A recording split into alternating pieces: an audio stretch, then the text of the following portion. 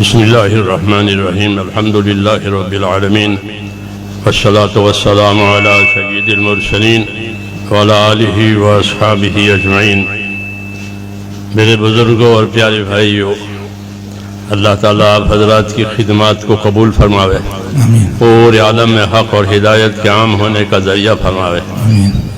اللہ کا دین یہ ہمارے پاس امانت ہے، ہمارے پاس امانت ہے، اس کی حفاظت بھی ہماری ذمہ ہے، اس کے ارشاد بھی ہمارے ذمہ ہے، اور اپنی ذات سے اس پر استقامت کرنا بھی ضروری ہے۔ اسی سے ہماری عزت ہے۔ دین ہے تو سب کچھ ہے، دین نہیں ہے تو کچھ نہیں ہے۔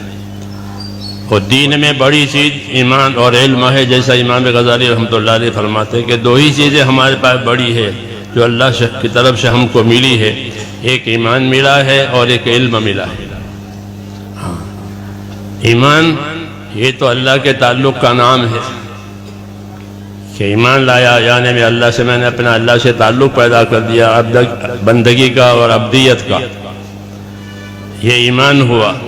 اور ایمان کا تقاضا اطاعت ہوتا ہے کہ اللہ پر ایمان لا کر کیا کرنا ہے، کہ اللہ کی اطاعت کرنی ہے۔ تمام نبیوں کو اللہ تعالیٰ نے اطاعت قائم کرانے کے لیے روئے زمین پر بھیجا ہے۔ وَمَا أَرْسَلْنَا مِن رَّسُولٍ إِلَّا لِيُطَاعَ بِإِذْنِ اللَّهِ، تو اطاعت قائم کرانے کے لیے نبیوں کو بھیجا ہے، اور اطاعت علم کے بغیر ہو ہی نہیں سکتی۔ اس لیے اللہ تعالیٰ نے نبیوں کو جس طرح بھیجا ان کے ساتھ یہ علم اتارا ہے، علم الہی۔ یہ بڑا شرف ہے۔ اللہ جس کے ساتھ بھلائی کا ارادہ کریں گے وہ اس کو اپنے دین کی سمجھ دیں گے، وہ اپنا دین دیں گے۔ اس لیے یہ بڑی نعمت ہے، خصوصاً قرآن و حدیث، یہ تو اصل علم ہے۔ یہی حضور کے پاس تھا، اسی کی تبلیغ کی، اسی کی تعلیم دی، اسی سے تربیت ہوئی ہے، تو یہ بڑی نعمت ہے۔ جس کو یہ ملا وہ خیر کثیر اس کو مل گئی۔ تو ہم جس زمانے میں وہاں تھے، پڑھتے تھے دورہ حدیث میں، تو جب ہمارا سال ختم ہوا 149 تھے ہم لوگ، 150 میں ایک کم، تو حضرت رحمۃ اللہ علیہ نے بخاری شریف ہماری ختم کرائی، پھر اپنی چوکی پر کھڑے ہو گئے۔ اللہ ان کو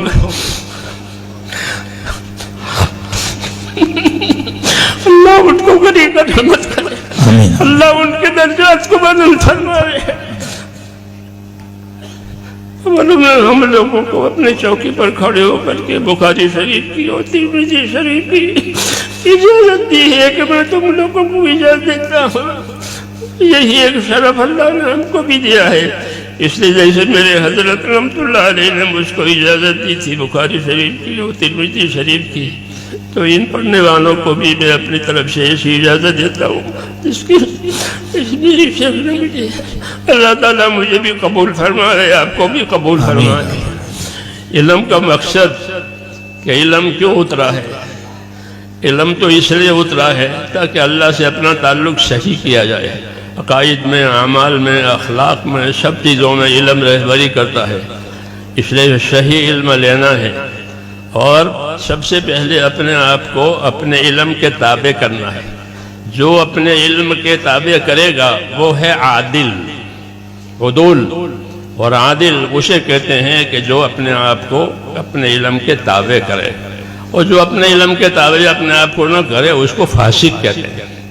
اللہ نے بنی اسرائیل کے علماء کو عام طور سے فرمایا کہ ان کی اکثریت فاسق ہے، حالانکہ ان کے پاس علم ہے۔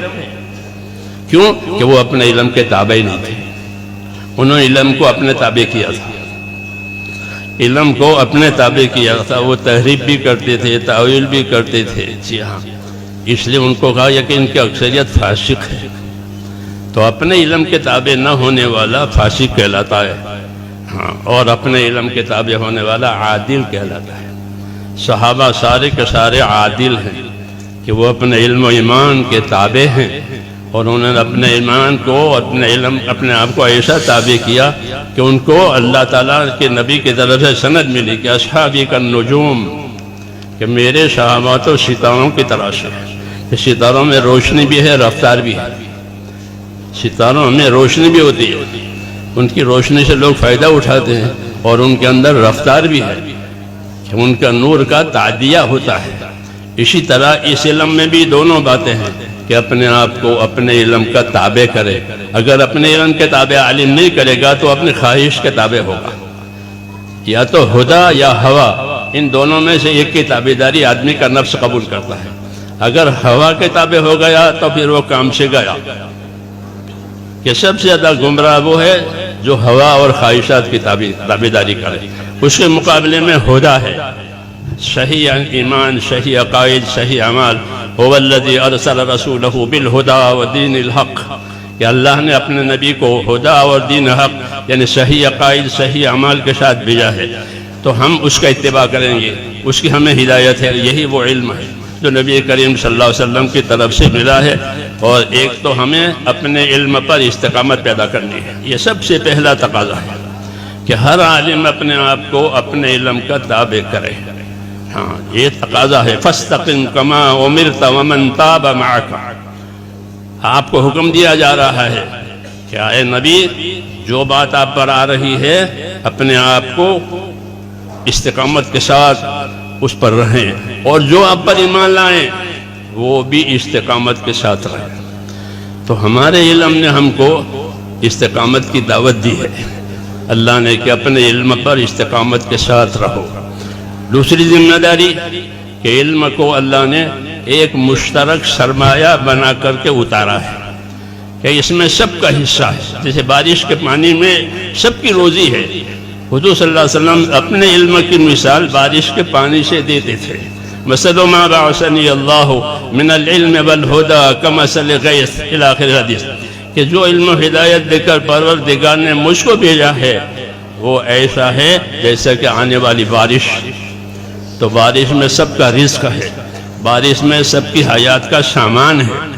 اسی طرح حضور صلی اللہ علیہ وسلم جو علوم لے کر آئے ہیں وہ علوم انسانیت کے ہر طبقے کے لیے ہدایت کا بھی سبب ہے، نجات کا بھی سبب ہے.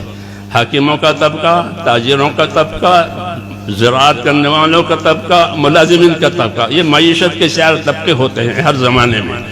تو ان تمام طبقوں کے لیے رہبری اس علم میں ہے کہ وہ اپنے آپ کو اس علم کے تابع کرے. مولانا محمد یوسف صاحب رحمۃ اللہ علیہ فرماتے تھے کہ ہمارے دین میں ہر شعبے کے فضائل ہیں، ہر شعبے کے مسائل ہیں. ہمارے دین میں ہر شعبے کے فضائل ہیں، ہر شعبے کے مسائل ہیں. حکومت اور اقتدار کے فضائل ہیں، اس کے مسائل ہیں. تجارت کے فضائل ہیں، تجارت کے مسائل ہیں. زراعت کے فضائل ہیں، زراعت کے مسائل ہیں. مزدوری کے فضائل ہیں، مزدوری کے مسائل ہیں. یہ معیشت کے شعبے ہیں، گزارے کے شعبے ہیں. یہ تو ان چاروں شعبوں کی رہبری اس علم میں جو اتارا ہے. اس لیے یہ مشترک سرمایہ ہے سب کے لیے کہ جن کے پاس آوے یہ علم وہ اپنے آپ کو اس کا تابع کرے. دوسرا، اور دوسروں کو اس کی دعوت دے. اور جو دعوت قبول کر کے آوے وہ طالب ہے، اس کو طلب کے مطابق اس کو علم دے. اس طرح یہ طریقہ رہا ہے.